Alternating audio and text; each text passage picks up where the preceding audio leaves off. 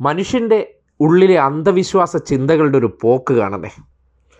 ഇങ്ങനെ പറയാൻ കാരണം, കഴിഞ്ഞ ദിവസം കല്ലൂർ ജവഹർലാൽ നെഹ്റു സ്റ്റേഡിയത്തിൽ പൊതുപരിപാടിയിൽ പങ്കെടുക്കവേ സ്റ്റേജിൽ നിന്ന് താഴേക്ക് പതിച്ച് പരിക്കേറ്റ ഉമാ തോമസ് നീണ്ട ആശുപത്രി വാസത്തിന് ശേഷം ഡിസ്ചാർജ് ചെയ്ത സന്ദർഭം. കൊച്ചിയിലെ റിനെ മെഡിസിറ്റിയിൽ ഡിസ്ചാർജിന് മുന്നോടിയായിട്ട് ഉമാ തോമസിനെയും കൂടി ചേർത്ത് അവർ മാധ്യമങ്ങളെ കണ്ട സന്ദർഭത്തിൽ ഉമാ തോമസിൻ്റെ വായിൽ നിന്ന് വന്ന ഒരു വാചകം വളരെയധികം ഞെട്ടിപ്പിക്കുന്നതാണ്.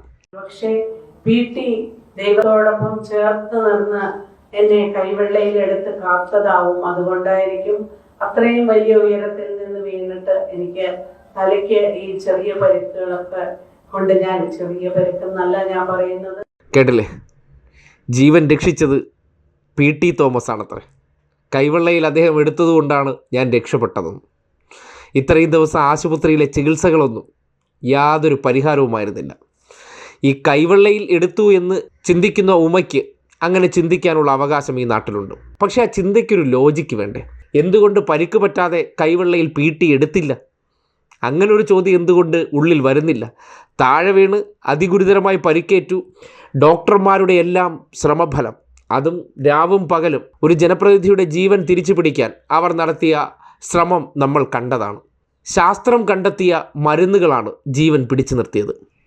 PC-യുടെ കൈവെള്ള മാത്രം കൊണ്ട് ഒരു ജീവൻ രക്ഷപ്പെടുമെന്ന് ഇപ്പോഴും ചിന്തിക്കുന്ന ആ മനോനില, അത് തിരുത്തപ്പെടേണ്ടതാണ് എന്നുള്ളത് കൊണ്ടാണ് ഇങ്ങനെ ഒരു വ്യക്തിയുടെ സ്വകാര്യ സ്റ്റേറ്റ്മെൻറ്റിനെ എടുത്ത് വിശദീകരിക്കേണ്ടി വരുന്നത്.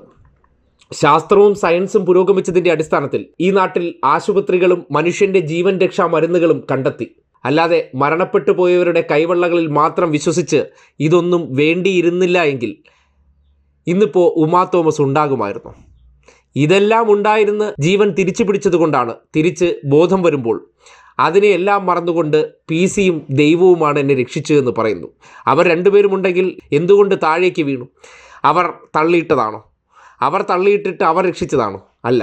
അശ്രദ്ധമായി തട്ടിക്കൂട്ടി കെട്ടിയൊരു വേദി, അതിൽ എത്തുന്നു, അശ്രദ്ധ കൊണ്ട് താഴേക്ക് വീഴുന്നു. താഴേക്ക് വീഴുക എന്ന് പറഞ്ഞാൽ PC-യുടെ കൈവെള്ളയൊന്നുമില്ല, കോൺക്രീറ്റ് തറയിൽ തന്നെയാണ് ചെന്ന് വീണത്. അവിടെ നിന്ന് ഒരു കൂട്ടം ആൾക്കാർ എടുത്തുയർത്തി അവരെ ആംബുലൻസിൽ കയറ്റി കൊണ്ടുപോയി ചികിത്സിച്ച് രക്ഷപ്പെടുത്തി എടുക്കുമ്പോൾ അതിൽ ഒരു വിഭാഗത്തിന് മാത്രമേ ഉത്തരവാദിത്വമുള്ളൂ. അത് മെഡിക്കൽ വിഭാഗത്തിനാണ്. ആ മെഡിക്കൽ വിഭാഗം തീവ്രമായി ശ്രമിച്ചതിൻ്റെ അടിസ്ഥാനത്തിൽ ജീവൻ തിരിച്ചു കിട്ടി. മറ്റ് പ്രശ്നങ്ങളൊന്നും ഉണ്ടായില്ല. പക്ഷെ അങ്ങനെ കഷ്ടപ്പെട്ട് ജീവൻ തിരിച്ചു പിടിച്ചു തന്ന അവരെക്കാൾ മുകളിൽ മറ്റ് സംവിധാനങ്ങളെയൊക്കെ എടുത്ത് പ്രതിഷ്ഠിക്കുന്ന മനോഭാവം, അത് നിങ്ങൾ ചെയ്യുന്ന ഒരു നീതികേടാണ്.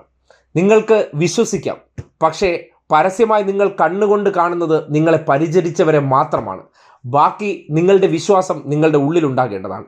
അവരുടെ മുന്നിൽ വെച്ച് അവർ രക്ഷപ്പെടുത്തിയ ആൾ പറയുകയാണ് എന്നെ രക്ഷിച്ചത് PT-യുടെ കൈവെള്ളയാണെന്നൊക്കെ പറയുമ്പോൾ എവിടെയാണ് നമ്മുടെ ജനപ്രതിനിധികളായിട്ടിരിക്കുന്നവരുടെ പോലും സയൻറ്റിഫിക് ടെമ്പർ എത്തി നിൽക്കുന്നതെന്ന ചോദ്യം ഉന്നയിക്കേണ്ടതാണ്.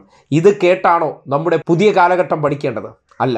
അവർ അപ്രത്യക്ഷമായിരിക്കുന്ന ചില വിശ്വാസങ്ങളിലല്ല, കണ്ണാലെ കാണുന്ന സത്യങ്ങളിലാണ് വിശ്വസിക്കേണ്ടത്. അവരെ അതിലൂടെ തന്നെയാണ് വഴി നടത്തേണ്ടത്. അല്ലാതെ ആ വീണ് കിടന്നിടത്ത് PT-യുടെ കൈവെള്ള വിശ്വസിച്ച് കിടന്നിരുന്നെങ്കിൽ ഇന്ന് ഉമാ തോമസിനെ സംബന്ധിക്കുന്നിടത്തോളം ഇതുപോലെ ഒരു വാർത്താ സമ്മേളനത്തിൽ സംസാരിക്കാൻ കൂടി കഴിയില്ലായിരുന്നു. അവിടെ നിന്ന് രക്ഷപ്പെടുത്തിയ മനുഷ്യർ, എത്തിച്ച ആംബുലൻസ്, അതിനുശേഷം പരിചരണം തന്ന ഡോക്ടർ, ഇത്രയും ദിവസം പരിപാലിച്ച നഴ്സുമാർ, ഇവരെല്ലാം കൂടി ചേർന്നാണ് ഉമാ തോമസിന് തിരിച്ച് വീട്ടിലേക്ക് എത്താൻ അവസരമുണ്ടാക്കിയത്. അതിനുശേഷമേ കൈവെള്ളകളെല്ലാം വരുള്ളൂ എന്നൊരു യാഥാർത്ഥ്യബോധം ഈ നാട്ടിലെ മനുഷ്യർക്കുണ്ടാകണമെന്ന് മാത്രമേ പറയാനുള്ളൂ.